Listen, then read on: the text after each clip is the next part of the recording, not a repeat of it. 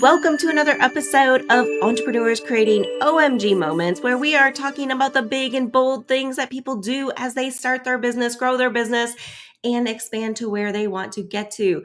Those moments that get you excited and step out and do something big and bold and something that you didn't expect to do. So I am so excited about our guest today, Susie DeVille. We were just talking about her book that she launched, and she's got some incredible OMG moments she's creating and also helping her clients create as well. So welcome to the show, Susie. Thank you so much. I'm so happy to be here. Well, tell us a little bit about you and how you got started. Yes, so my name is Susie DeVille. I'm the founder and CEO of the Innovation and Creativity Institute, and I help entrepreneurs and visionary leaders connect with their innate creativity, home in on who they truly are, and unlock their entrepreneurial potential. And I have written a book called Buoyant, The Entrepreneur's Guide to Becoming Wildly Successful, Creative, and Free. And I have written it for an earlier version of myself, the painfully stuck and overwhelmed and exhausted entrepreneur who has hit a place in his or her life where you cannot find the next step. You cannot access your best thinking. You're just sort of overwhelmed and riddled with anxiety. And so I wrote a book to help people find their own breadcrumb trail out of this sort of quagmire and into the best life and best enterprise that they can possibly create. Awesome. I love that because I think everybody gets to a point where you feel the pressure and the stress come up. And what have you found to be the biggest challenge for people as they're getting into this space and things aren't going right and they're feeling the stress and the anxiety?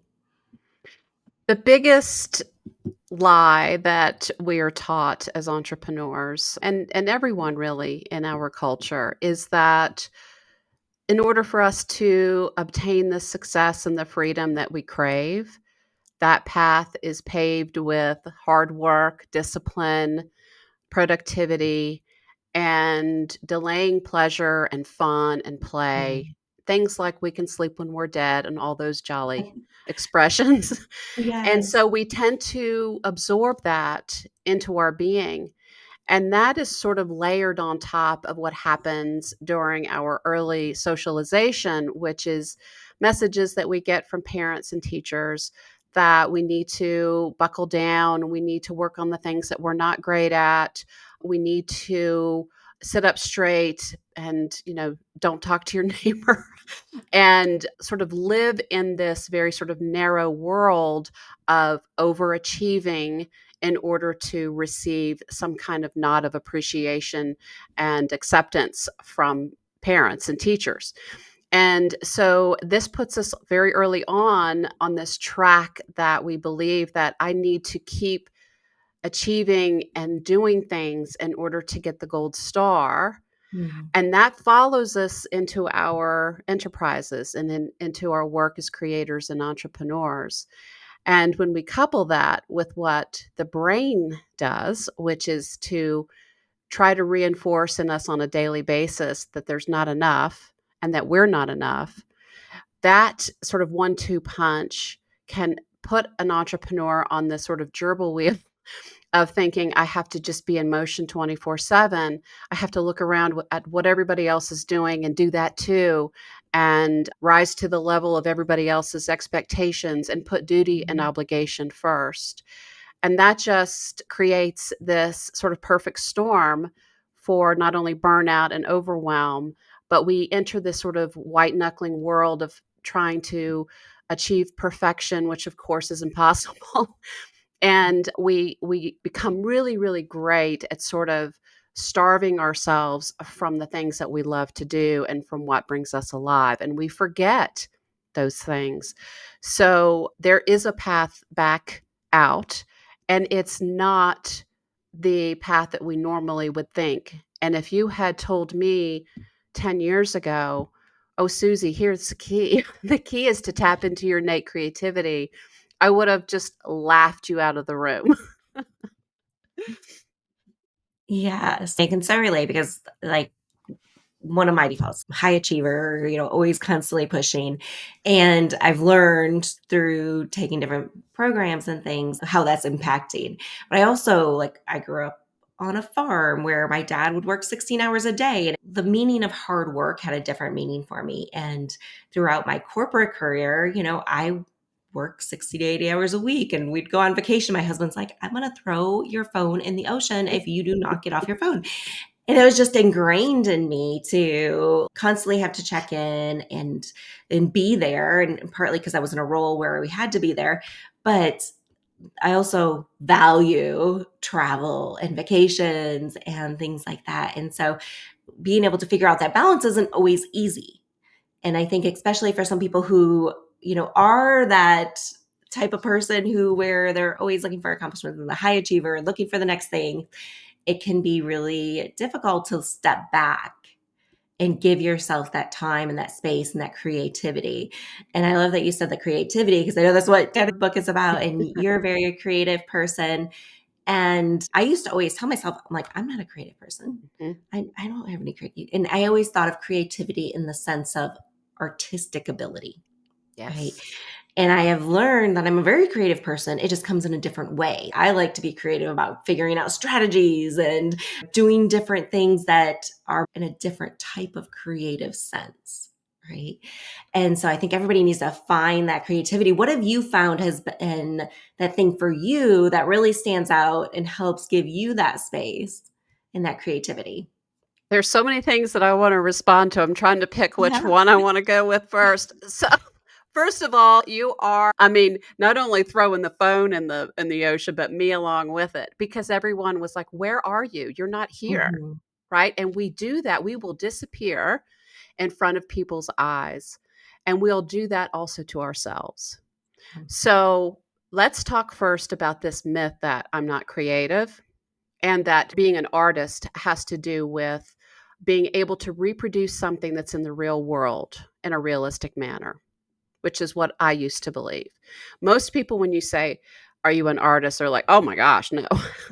But as the wonderful Sir Ken Robinson pointed out, that if you go to a kindergarten class and you open the door and you pop your head in and you say, "How many people in here are an artist? Raise your hand." All the hands are going to go in the air.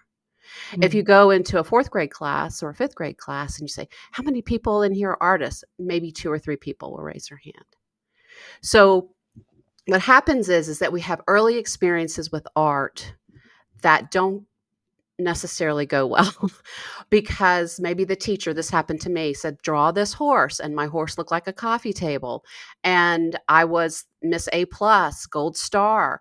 I was like, "Wait a second here, this isn't something that I'm going to be great at. I don't want to have anything to do with it. I'm not Mhm. This world's not for me." And we will carry these beliefs with us through every decade of our lives until we're taught differently and Mhm. we have a different experience. So you are creative and you also are an artist. And I can prove that to anybody in 5 minutes. So, what is so fascinating is that there are so many different ways to cross into the portal of being creative and tapping into that world that don't have to do with expensive materials or lots of time or you got to have talent. Talent is just completely irrelevant. So I have a series of practices that I created, and I did it to get out of my nuclear winter period, which was the time of my life when my financial world crashed, my marriage fell apart, my health fell apart, and everything kind of just went poof in my life. And I had to find a different way of living and being. And later, when I was writing my book and I was trying to kind of reverse engineer what I had done to get out of this, quicksand, I realized that I had these 5 things that I did. And they're something that they're practices that everybody can do. And so, if you'd like, I can take you through them and give everybody their first, oh my God moment. All right, let's do it. So, the first of the 5 M's is morning pages, which is the brainchild of author Julia Cameron, who wrote the book The Artist Way. This is 3 pages of longhand writing in a journal, and Mhm. it's essentially a brain dump. You are just taking all of the contents of your brain and putting them onto paper so that you can clear your mind and also clear any kind of anxiety that you might have. Now, I have lots of people who, when I make that suggestion to them, they will say, "Oh my gosh, I can't journal. I tried it. That's not for me." So Mhm. I find a different way to help them. Get out a piece of paper and write 1 page, and don't worry about prose, punctuation, anything making sense. Just literally free write for that 1 page. And then you're free to tear it up and throw it out. That time actually seems to kind of expand like an accordion rather than our feeling like the walls are closing in. There's not enough time. There's never enough time, blah, blah, blah. So that practice I recommend to people first if they tend to lean into loving work more than play. Mhm. This used to be me as well. So you can start with morning pages, and then once you've made that kind of a routine and a practice that you do regularly, you can move on to another M. So the second M is movement. And of course, we all know the importance of moving our bodies, physical exercise. This does not have to be anything elaborate or grand. This can be chair exercises, yoga. You can go for a walk, which I highly recommend that you do with a journal and a pencil or a pen. And we engage the left and right hemispheres and we free up our ability to tap into some of our best thinking. The ideas for my book in the majority of cases came while I was standing in the middle of the woods. And so we go to this world, and it's what Mhm. happens to us when we're on a long drive or we're in the shower, and all of a sudden, this sort of traffic cop part of the brain takes a nap, and our back of mind, our subconscious mind, gets to come out and play. And then we get these amazing ideas and we're like, "Wow, that's incredible. I always get these great ideas when I'm in the shower. What's up with that?" Well, Yeah. that's because you're going into the default mode network. Mhm. So, after movement is meditation. That's another one that people go, "Oh, no, I've tried that. I can't sit still. I don't know about watching my breath or what the heck that means." This is literally 5 minutes in a room, in quiet, without your phone, sitting still. That is hard to do initially because our sort of urge is to get up and do. We're Mhm. always wanting to kind of be in motion because oftentimes we don't want to feel what we're feeling and we don't want to think what we're thinking. So, this is an opportunity to get some distance between you and that part of your desire to always be kind of separate from yourself. And it's enough time to reset your central nervous system. The fourth is moments of inspired learning, which is an opportunity to take just a few minutes to read an inspirational quote, read a poem, read a favorite passage out of a book, listen to a poem or part of a lecture.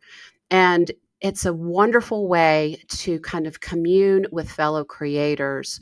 I have a practice that I started at the beginning of this year where I take a 5-year journal, and for every day's entry, I write down an inspirational quote.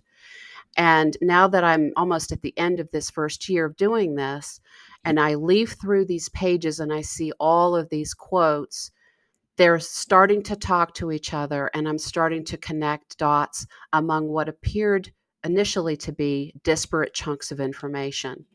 And I'm starting to find content for my next book and ideas for things that I'm creating, programs that I'm doing, coaching work that I'm doing.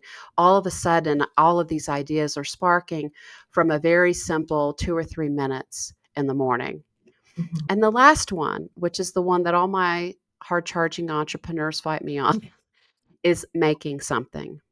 This is the one that sort of rustles our feathers with regard to these notions of what we believe art to be, what we believe creativity to be, what we believe counts as something as valuable. When we say something like making something, oh my gosh, that sounds like crafts, and it sounds like something a retired person would do, or a kid would do, or somebody who's got time to kill would do.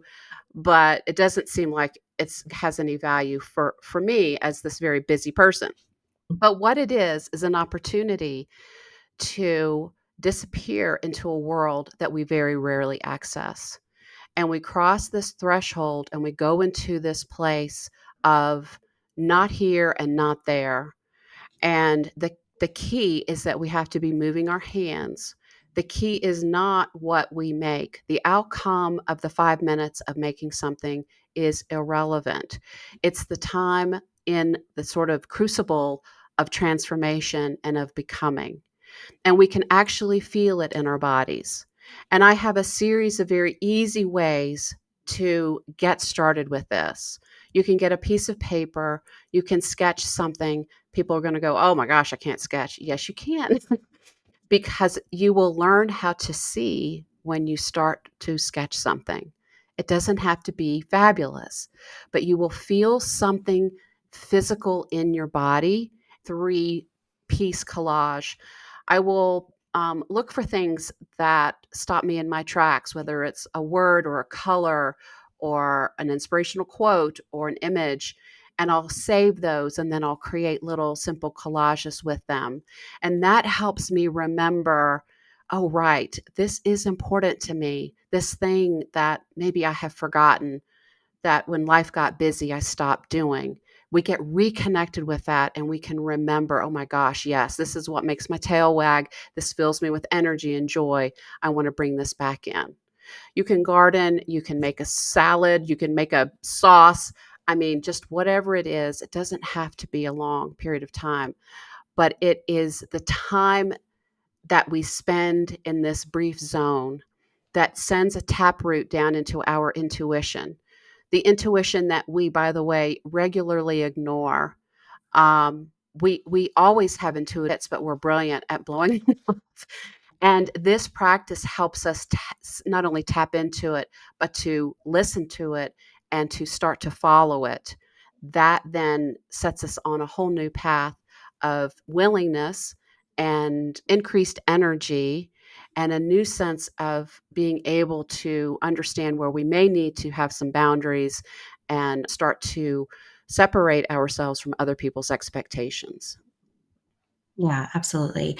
And I think, being able to take these steps just brings out that moment of taking that time to yourself, to finding that inspiration and even bringing out that creativity to get you started. So, how has doing this practice changed things for you in your life? What OMG moments has it helped you create? Well, writing the book was a lifelong dream for me. And I had built it up into my mind that it was going to be this long, arduous process, and that I didn't have what it took and I didn't have the time. And who am I to think I can write a book and all of the Mhm. stuff that the brain tells us? What Yes. this practice does is it builds our musculature for courage, Hmm. and it helps us have a clarity that has perhaps escaped us for the most part. It Yeah. gives us a new sense of calm, and it helps us stay sort of sure footed when the dark dog shows up, right? And sits on the end of your desk and stares at you and says, You don't have anything to say or write." So it's kind of your Wonder Woman bracelets, against the pelting commentary from the brain that is not favorable, and Hmm. from our own sort of ideas of what we are capable of, or our own sort of faulty limits that we have set for ourselves. So that was a huge one for me. Also, prior to my getting married, I was a world traveler. And so your comment about loving travel, really set my brain off. And then I didn't travel for 20 years. And I sort of woke up one day and I was like counting back like the last time I had been to Europe. And I was like, oh my gosh, it's been 20 years. What in the world? And in that moment, booked a trip to Paris for Mm. Fashion Week. And that sort of led to annual or, every 6 months I would do a trip to Europe. And then last year, I spent 4 months in Europe thinking, prior to that, I would have thought there's no way in the world I can run a business and travel for 4 months. Um, and it's absolutely possible. And it was beyond dreamy Oh, to do I that. love that. Yeah. And so it it unleashes basically it is a chisel against the concrete that is Mhm, over the true self, who we truly are, our authentic self. It chisels away all of the gunk that is not us. And we're mhm. left with the raw us, which is vibrant and vital and powerful and courageous. And when that is removed, we tend to just get really full of moxie and gumption and do things that we would have never believed in any stretch of the imagination that we would do. And of course, when you do those things, even when you're frightened or even when you have doubts, Mhm. you're building these new neural pathways in the brain Yeah. and you're pruning away the old limiting thoughts and the old ways of living and being. Therefore, you become even more courageous. So it just becomes this power of accumulation. The practices start with 5 minutes, but they end up continuing to evolve in very different ways in your life and in your business. Yeah, I love that. Well, it's exciting. I love that you were able to spend 4 months in Europe. So I have to ask, where all did you go? Did you stay one place? Did you travel around? I basically did big chunks of time. So I Mhm. started in Paris, which is it's my home away from home. Yeah. And I have to spend time there every year, at least once a year. And from there, I went to London. I spent a month there. No, from there I went to Nice. Sorry. I went to Nice and I was there for a month and had this rental villa that literally hung over the Mediterranean. Mhm. And I would just sit on that balcony and watch the water hit the rocks for 8 Yeah. hours a day. I mean, it was unbelievably beautiful. Then I went to London from there, and I was there also for a month. I was there during the coronation, which was wild. I Yeah. didn't attend the coronation, but I was part of the craziness that was in the Yes, center I of the was there city. at the same time as well. It was bananas. Yeah. And then from there, I went to Italy, and my son joined me for the last 2 weeks of the trip in Bellagio. Um, And so it was big chunks of time and staying in other than Paris, which I stayed in the hotel that I always stay in. I stayed in, rentals and, could cook and go to the mhm. groceries and the markets and so forth. Yeah, that's awesome. I love that. Yeah, Nice, is one of our favorite places as well. And just the one time my husband and I were in Nice, I was there it was when I was still working in corporate and I went for an event. And one of our favorite, I guess, OMG moments is a day that we got up, had breakfast in Nice. We took the train to Italy, had lunch in Italy, and then we had dinner in Monaco that night. And it was just like 3 meals in 3 countries because we're big foodies. It was so much fun. So I love that you were able to go over there and spend so much time. And I was going to ask you what your favorite place is, but I think you said Paris is the place you have to go every year. Paris is sort of like my soul home. Hmm. The very first time that I went there, right after I had graduated from college, and I was backpacking through Europe with my girlfriends, and we got to Paris, and I just somehow knew my way around. And I thought, this is so weird. Even at like 17, 18, Yeah. I mean, I just kind of had this sense that it was for me. Hmm. And everything about the French culture, I'm completely in love with. I love how everything is beautifully designed. Everything is a work of art. They treat their lives as a work of art. Of course, food and Yeah. music and design and art and Mhm. fashion, it's all what they revere, and all those are all the things that I love. So when I go to Paris, I mean, the first time I went to this restaurant, which is the oldest cafe in Paris, which is called Le Procope, And I had this dish, which is beef cheeks with a pasta and this crusty kind of Parmesan thing. And it comes in this great copper pot. I took a bite out of it and I leaned back on the banquette, and my eyeballs were rolling back in my head. And all the waiters gathered around my table and applauded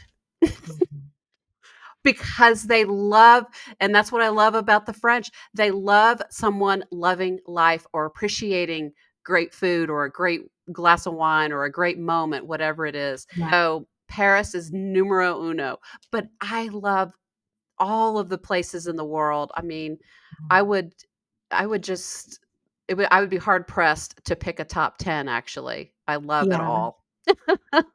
Yes, I feel the same. I mean, I'm just like, I just wanna travel everywhere so I can experience everything, right? Yes. So Well, you that's and I have got to we're gonna have to do a little adventure together, I can tell. yeah, that would be awesome. We could probably talk about travel forever, so but I know you have a gift you're gonna share with people as well, so tell us about what that is. Yes, so I designed something for entrepreneurs and creators and visionary leaders who may need kind of a jump start.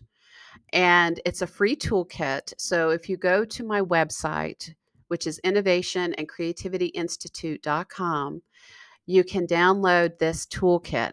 And I'm not going to spoil the surprise, but there's lots of goodies in there that are not overwhelming. Sometimes when you download something, it just seems like, oh my gosh, it's just too much. There is a lot of value in this toolkit, but I'm giving it to you in bite sized pieces so that you can take it one step at a time and you can start wherever you want. And it's a beautiful way to bring back your energy and your willingness without a lot of time invested. So I hope folks will check it out. Excellent. Awesome. Go check that out. Go see what's in this toolkit to help you get started with these 5 M's. Go get started just to get you going. And I like that you break it down into like those 5 minutes. Just make it easy, make it simple. We're not talking about taking up 2 hours of your day, but just getting started with the right things that help you get creative, help you get inspired, and help you get going. It has been so fun talking to you, Susie, and having you on. I hope you all get inspired, get creative, and go out and do something today that you thought you couldn't do. Something that's going to get you inspired and get that creativity going for you so that you can be more inspired about what you do every day. We'll see you next week.